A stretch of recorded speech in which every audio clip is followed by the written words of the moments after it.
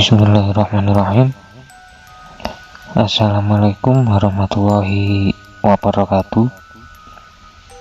Di video kali ini saya akan membawakan cerita kiriman dari saudara kita yang bernama Mas Haris asal Magelang. Pada saat dia melakukan pendakian ke Gunung Andong pada tahun 2017 yang lalu via Dusun Sawit. Buat teman-teman yang belum tahu Gunung Andong ini merupakan gunung yang terletak di Kecamatan Ngablak, Kabupaten Magelang, Jawa Tengah, dengan ketinggian 1726 mdpl yang menurut Haris cocok untuk pendakiannya karena saat itu Haris sedang dikunjungi oleh beberapa teman kuliahnya dari Jakarta dan mereka semua ingin coba untuk naik gunung ya. Karena Haris ini semasa kuliah memang dikenal sebagai pendaki yang cukup aktif. Haris saat itu memutuskan ke Gunung Andong dengan pertimbangan jaraknya yang gak terlalu jauh dari rumahnya, dan teman-temannya ini yaitu Firda, Bobby, dan Yudi belum pernah naik gunung sama sekali ya. Jadi saat itu Haris mikir Gunung Andong lah yang pas untuk pendakian mereka. Dan sebelum cerita ini saya mulai, jangan lupa subscribe dan pencet loncengnya biar saya tetap semangat untuk membawakan kisah-kisah dari saudara-saudara kita di luar sana untuk tetap bisa menghibur kalian dimanapun kalian berada. Oke teman-teman, langsung saja kita mulai ceritanya.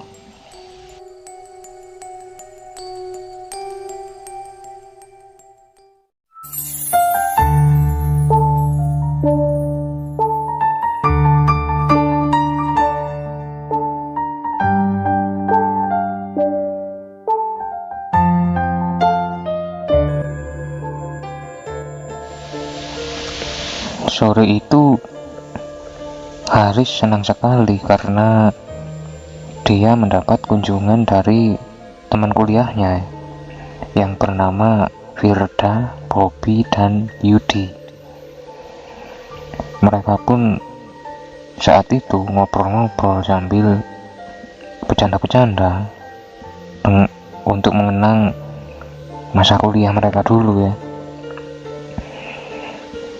Malam harinya Haris ini mengajak teman-temannya untuk berkeliling di sekitar sekaligus mencari tempat nongkrong untuk sekalian makan malam lah. Dan pada saat nongkrong ini Haris tanya ke teman-temannya ya, kalian bawa barang banyak banget, emang habis dari mana gitu. Di situ Bobby menjawab, ini nih Riz, si Firda ngeyel banget pengen ngedaki katanya. Kalau kita kan taunya cuma kamu doang, teman kita yang dulu sering muncak-muncak gitu. Gimana Riz, bisa nggak anterin kita muncak kemana kayak gitu? Di situ Haris coba berunding dengan teman-temannya dan akhirnya memutuskan untuk mendaki ke Gunung Andong besok pagi ya. Keesokan harinya selesai sarapan, mereka akhirnya siap-siap, dan setelah semua beres mereka semua akhirnya memulai perjalanannya menuju ke desa Girirejo, yang kemudian mereka langsung menuju ke base camp Taruna Jayagiri di Dusun Sawit ya. Sesampainya di basecamp Taruna Jayagiri ini, mereka mengurus perizinan dan sekalian mengecek peralatan dan logistik yang mereka bawa. Kali aja masih ada yang kurang ya, mumpung masih dekat dengan kampung bisa belanja dulu. Dan sebelum memulai pendakian, mereka ini harus mengingatkan mereka untuk menjaga kesopanan selama di gunung. Jangan buang sampah sembarangan, jangan ngomong yang aneh-aneh, dan kalau memang melihat atau merasakan sesuatu yang aneh atau ganjil, jangan sekali-kali diomongin sebelum sampai di bawah. Dan setelah dia ngerasa cukup untuk penjelasannya ini ke teman-temannya, perjalanan pun mereka mulai saat itu. Mereka mulai berjalan melewati ladang-ladang penduduk, dan kemudian setelah sampai di gapura pendakian, Haris ini sekali lagi bilang ke teman-temannya untuk nggak ngelakuin yang aneh-aneh lah, cukup nikmati aja alam selama mereka pendakian. Mereka pun lanjut lagi dan mulai memasuki hutan pinus. Perjalanan mereka ini saat itu bisa dibilang normal dan asik-asik aja ya, karena cuacanya juga cerah, anginnya sepoi-sepoi. Ya, mereka ini sangat menikmati perjalanannya pada saat itu. Mereka jalan sambil ngobrol-ngobrol, bercanda-bercanda gitu. Gak lama mereka berjalan, sekitar setengah jaman lah. Sampailah mereka di pos 1 dan memutuskan untuk istirahat dulu di situ, karena di pos 1 ini memang ada semacam gubuk atau shelter yang cukup nyaman untuk mereka istirahat ya. Mereka pun istirahat di situ, mereka makan-makan gitu, makan camilan ya, sambil foto-foto gitu. Sampai tiba-tiba mereka ini dikagetkan dengan hujan yang tahu-tahu turun deras sekali saat itu, dengan disertai petir yang menyambar-nyambar gitu. Mereka pun berteduh di shelter itu dan mulai membuat kopi saat itu untuk menghangatkan diri. Di situ Haris ini sempat bilang, maaf ya teman-teman, baru sampai pos 1 udah hujan gini. Di situ teman-temannya menjawab, udah nggak apa-apa, nanti kan bisa lanjut kalau udah reda gitu. Kita masih bisa menikmati perjalanan ini kok. Hampir 2 jam mereka menunggu ini sampai akhirnya hujan ini mulai reda. Dan karena saat itu sudah mulai siang, Haris pun mengajak teman-temannya untuk melanjutkan perjalanan. Akhirnya setelah selesai beres-beres, mereka lanjut lagi ke arah pos 2 ya. Mereka jalan lagi saat itu dan gak lama sebenarnya, cuma sekitar 20 menitan mereka sudah sampai di pos 2. Yang di situ ini ada juga semacam gubuk atau shelter, dan juga ada bangku panjang dari kayu di depan shelter itu ya. Pada saat sampai di pos 2 ini, Birda bilang ke teman-temannya kalau lehernya ini yang bagian belakang kok tiba-tiba sakit, seperti kaku atau kram gitu ya. Mereka akhirnya coba untuk memijit-mijit leher dan pundak Firda saat itu, sementara Haris yang melihat sekitar ini agak heran ya, karena di pos 2 ini cuaca cerah banget tuh, nggak ada sama sekali tanda-tanda habis hujan terus apa gimana gitu. Karena di sekitar mereka ini kering semua. Di situ Haris ini mulai merasa ada yang aneh dengan pendakiannya.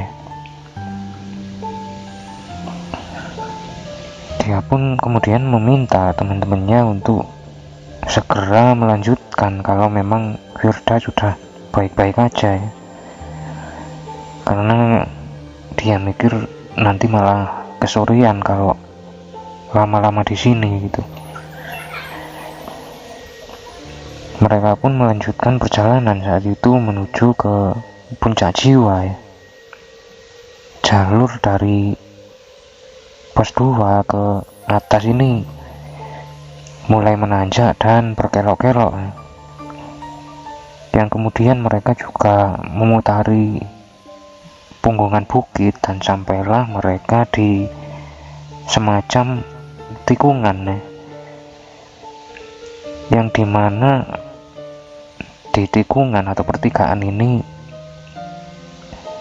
puncak makam ada di jalur sebelah kiri dan puncak jiwa ada di jalur sebelah kanan. Dinamai puncak makam karena memang di situ ada makam Kiai Abdul Fakih alias Ki Joko Peki, yang merupakan tokoh yang sangat dihormati oleh masyarakat setempat nih. Mereka saat itu memutuskan untuk ke puncak makam dulu dan mengambil jalur kiri ya. Mereka pun jalan terus sambil kembali ngobrol dan bercanda-bercanda saat itu. Ya memang mereka ini benar-benar menikmati perjalanannya ya.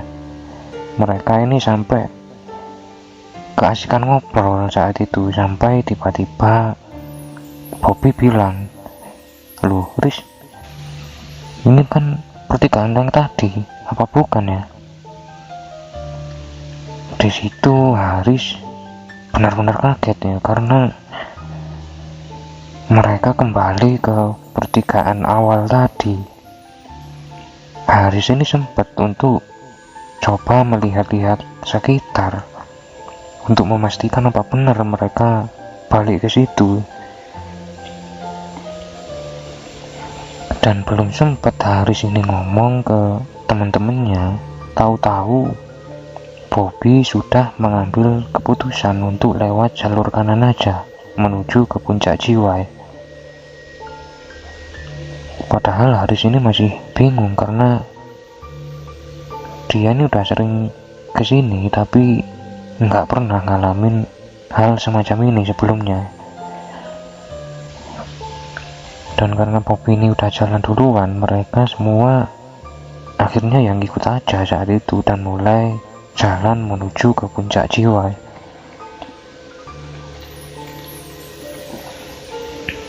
Mereka pun jalan lagi dan lama-lama mulai agak sedikit tenang saat itu, walau habis mengalami keganjilan sebelumnya.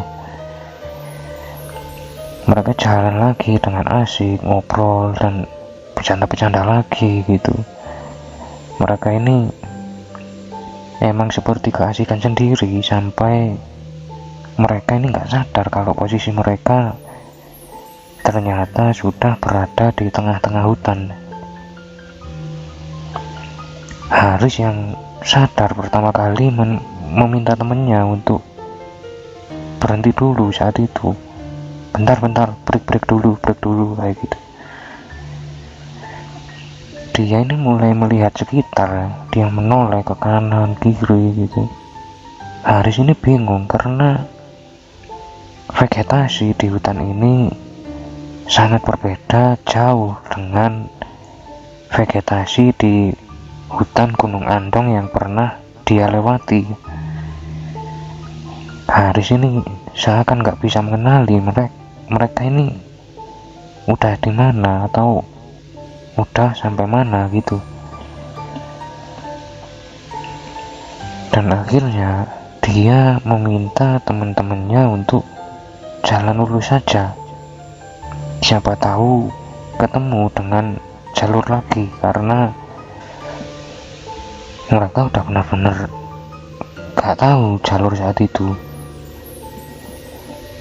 Mereka pun jalan terus lurus saat itu, lurus saja dengan keadaan yang bingung karena mereka gak tahu mereka ada di mana sekarang ya. Lama sekali mereka ini jalan terus, jalan gitu, dan sampai sudah hampir 2 jam lebih mereka sama sekali nggak menemukan jalur. Di situ mereka mulai bingung, apa benar kita ini kesasar di hutan gitu loh.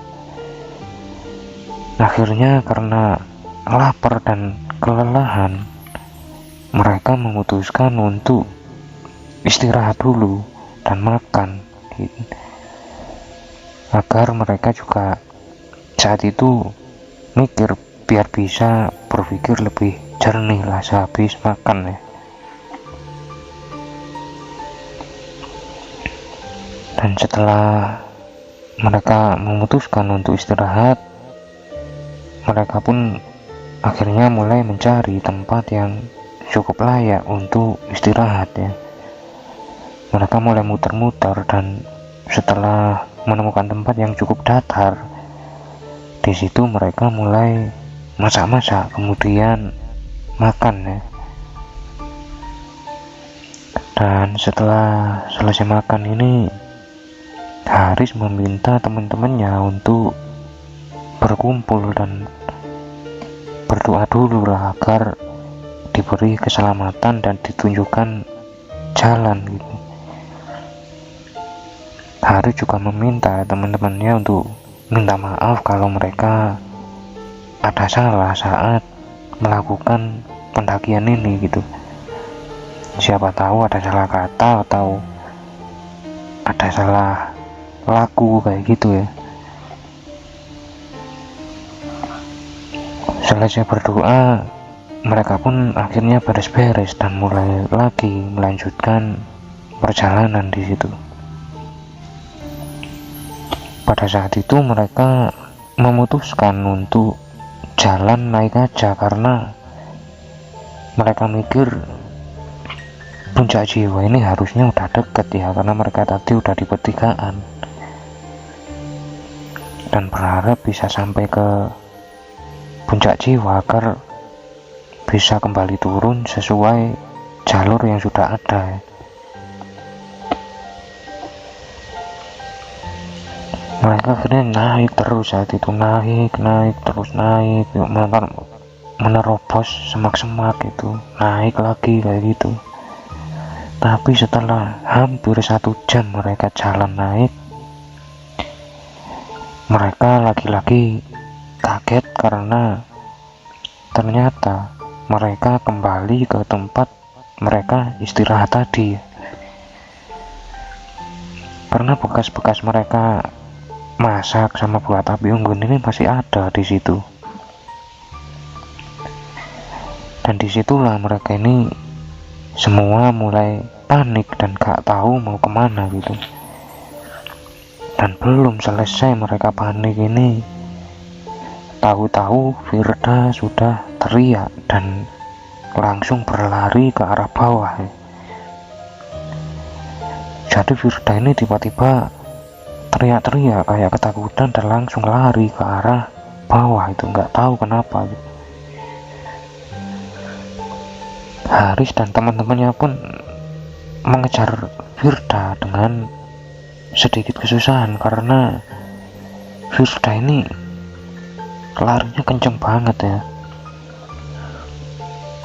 Dan setelah mereka berhasil memegang Firda, Haris coba tanya saat itu, kamu ini kenapa Fir, kok tiba-tiba lari? Belum sempat Firda menjawab ini, tahu-tahu Firda sudah pingsan saat itu. Ternyata pada saat itu Firda tiba-tiba lari ini karena dia melihat sosok wanita berpakaian ala petani ya. Yang Firda ini ngelihatnya ini mukanya marah banget, dan wanita itu melayang seperti menuju ke arah Firda. Karena itu Firda ini tiba-tiba takut dan lari gitu. Haris dan teman-temannya pun pasrah saat itu karena mereka sudah sangat kelelahan ya, dan gak tahu juga mereka ini ada di mana sekarang. Yang kemudian Haris ini meminta Bobby dan Yudi untuk menyadarkan Firda, sementara Haris mencari tempat yang agak datar untuk mencoba menenangkan diri dan kali aja bisa berkomunikasi atau mendapat petunjuk dari Tuhan soal keadaan mereka saat itu ya. Haris pun setelah menemukan tempat yang cukup nyaman, dia bersila di situ dan coba untuk meditasi atau menenangkan diri ya. Baru saja beberapa menit Haris ini mencoba untuk mengheningkan cipta saat itu, sampai tiba-tiba Haris mendengar ada suara wanita yang ngomong saat itu, "Mas, ngapain kamu di sini?" gitu. Dan pada saat Haris ini membuka mata, ternyata sudah ada sosok wanita muda yang berpakaian seperti layaknya petani dengan topi caping kayak gitu ya. Tahu-tahu wanita ini di depannya. Haris ini dengan agak sedikit takut sama kaget ya. Kemudian tanya ke wanita ini gitu, "Oh, maaf mbak ini siapa ya?" "Aku Kinarsih mas." "Ngapain mas di sini?" "Ini mbak, kami nyasar, gak tahu jalurnya di mana ini." "Mbak tahu nggak jalurnya ini di mana ya kira-kira ya?" Wanita itu pun akhirnya menawarkan ke Haris saat itu, dan dia bilang gitu, "Mau diantar aja nggak mas? Gitu. Mas nggak bakal bisa keluar kalau nggak saya antar."